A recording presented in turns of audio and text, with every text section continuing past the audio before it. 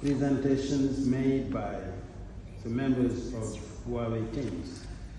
And maybe the point I want to make is related to one strategy that you presented, which is very, very efficient according to my point of view. It is the one which is related just to the strategy that we called, one of the presenters called 3C, meaning talking about connection first, and then you talked about the second point is related to content oriented, and the next one is cooperation oriented. Now, the point I want to make is just when we talk about this, mostly when we say, connection first. In such a country like our country, first time being, connection is a real challenge we are facing. We are fighting to make it reality everywhere throughout the country, which means that first time being, we don't have the same level of implementation of AI.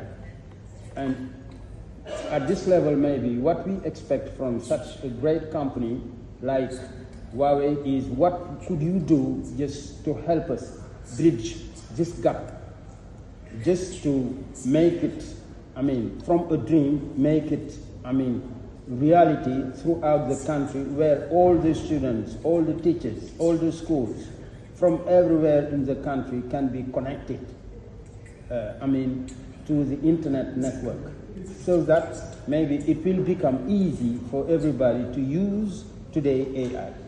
And that's why I did appreciate, the way you presented things, showing that the first step should be connection.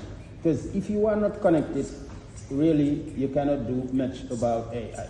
The second point also is, maybe you wrote at the end of the presentation the point related to cooperation.